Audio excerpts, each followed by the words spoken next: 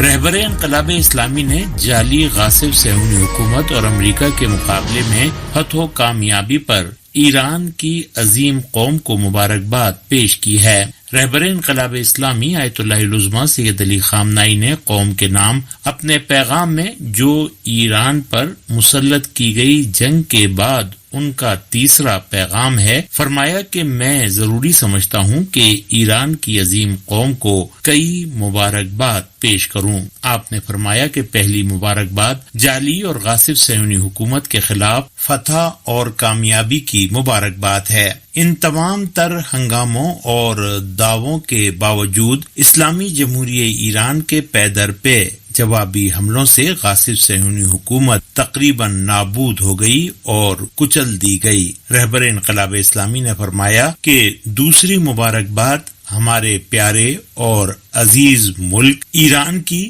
امریکہ کے مقابلے میں فتح اور کامیابی کی ہے۔ آپ نے فرمایا کہ امریکی حکومت ایران سے براہ راست جنگ میں اتری کیونکہ وہ سمجھ چکی تھی کہ اگر وہ جنگ میں شامل نہیں ہوگی تو صہیونی حکومت پوری طرح نابود ہو جائے گی، لیکن امریکہ کو اس جنگ میں براہ راست شامل ہونے کے بعد بھی کچھ ہاتھ نہیں لگا۔ یہاں بھی اسلامی جمہوریہ ایران فاتح رہا اور امریکہ کے منہ پر زوردار تماچا رسید کیا۔ رہبر انقلاب اسلامی نے اپنے پیغام میں فرمایا کہ تیسری مبارکباد ایرانی عوام کے غیر معمولی اتحاد اور یکجہتی اور یگانگت کی ہے۔ الحمدللہ 9 کروڑ کی آبادی والی ایک قوم پوری طرح متحد، ایک آواز، شانہ بشانہ، ایک دوسرے سے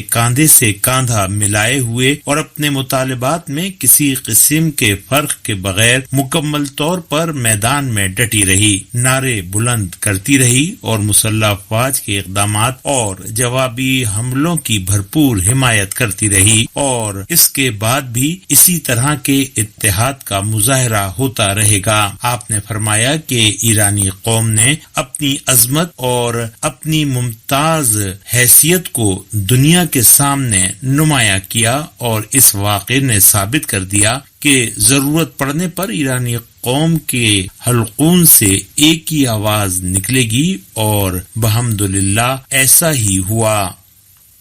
chief of general staff Sayyid Abdolrahim Mousavi نے کہا ہے کہ مسلح افواج امریکہ اور صہیونی حکومت پر اپنی مرضی مسلط کرنے میں کامیاب رہی ہے۔ IRIB نیوز کے مطابق ایران کے چیف آف دی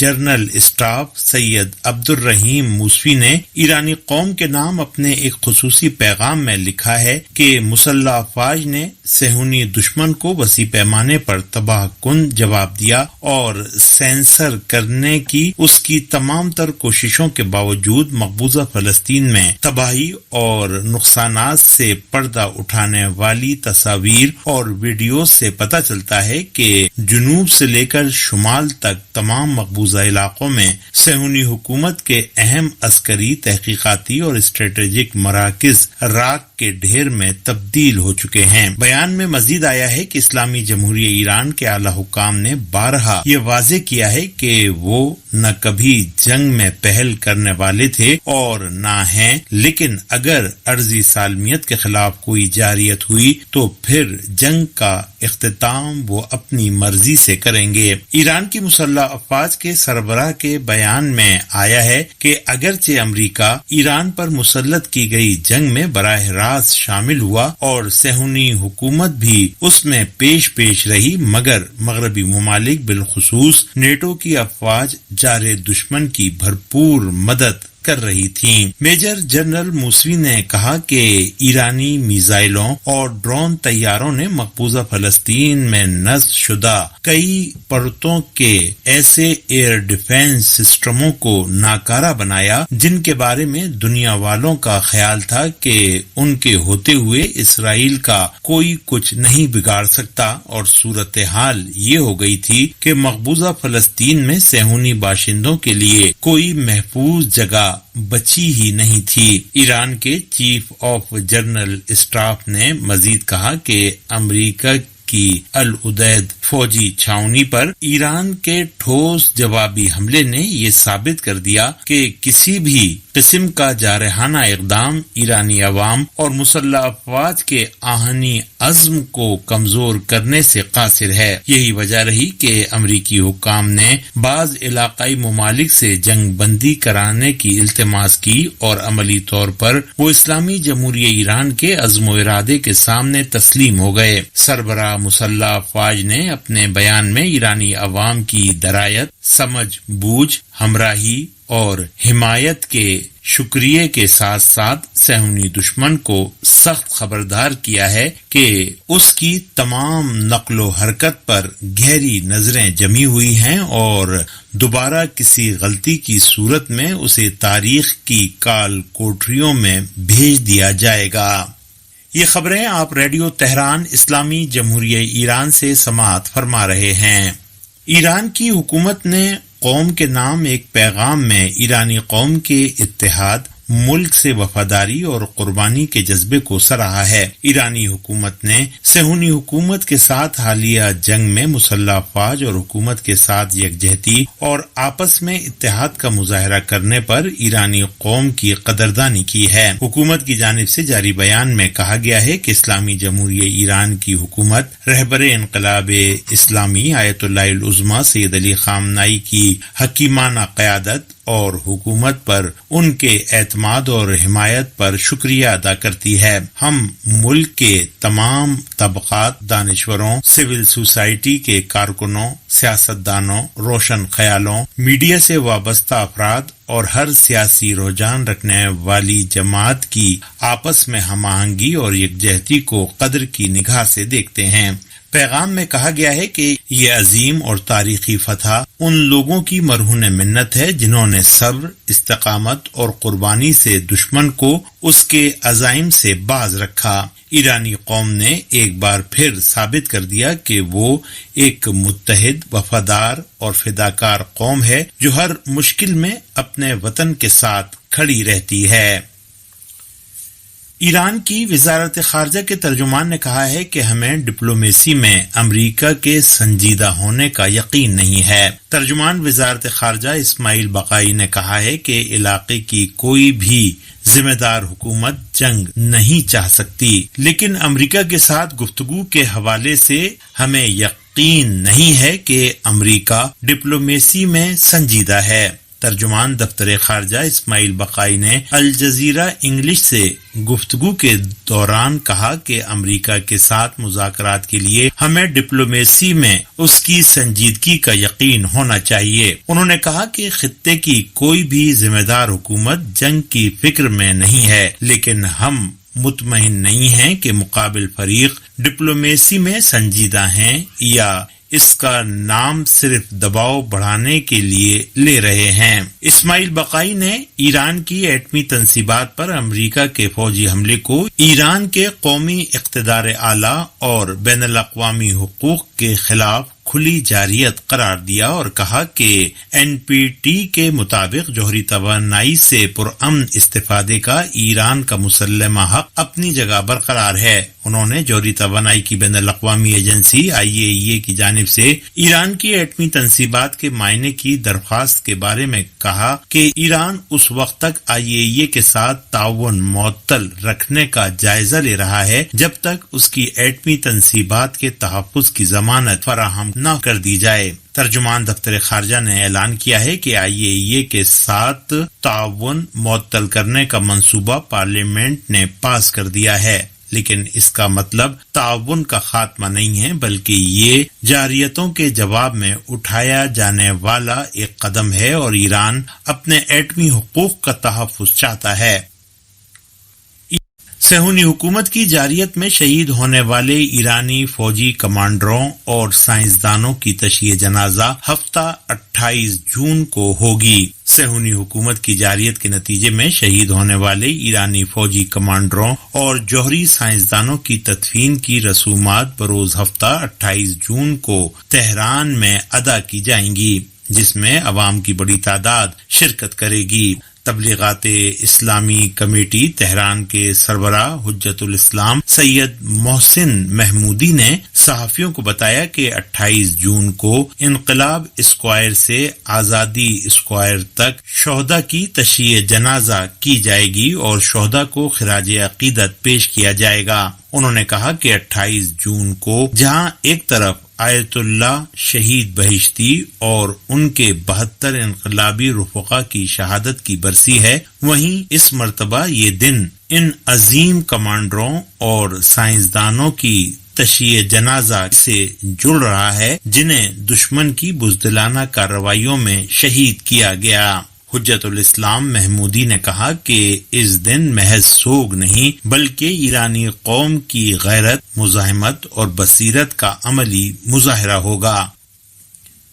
پاکستان کے وزیر اعظم شہباز شریف نے غاصب صہیونی حکومت کے جارحانہ حملوں کے مقابلے میں ایرانی عوام کی شجاعت و بہادری کو خراج تحسین پیش کیا ہے۔ پاکستان کے وزیر اعظم شہباز شریف نے کہا ہے کہ صہیونی حکومت کے حملوں کا ایران کے عوام نے بھرپور شجاعت اور بہادری کے ساتھ ڈٹ کر مقابلہ کیا اور دباؤ کے سامنے نہیں جھکے۔ شہباز شریف نے کابینہ کے اجلاس میں علاقے کے حالات کا ذکر اور خاص طور پر ایران پر مسلط کی گئی اسرائیلی جنگ کے رک جانے پر خوشی کا اظہار کرتے ہوئے کہا کہ یہ خداوند عالم کا لطف و کرم ہے کہ یہ جنگ رک گئی۔ انہوں نے کہا کہ میں یہاں پر کچھ نکات بیان کرنا چاہتا ہوں۔ ان کا کہنا تھا کہ شاید یہ تاریخ میں پہلی بار ہوا ہے کہ ایران نے کھل کر اور آشکارا طریقے سے پاکستان کی سیاسی اور عسکری قیادت اور سیاسی جماعتوں اور عوام کا شکریہ ادا کیا ہے۔ ایران نے پاکستان کے صدر، وزیر اعظم، فوجی سربراہ، سیاسی جماعتوں اور عوام کا شکریہ ادا کیا ہے۔ ان کا کہنا تھا کہ یہ چیز اس سے پہلے میں نے کبھی نہیں دیکھی تھی۔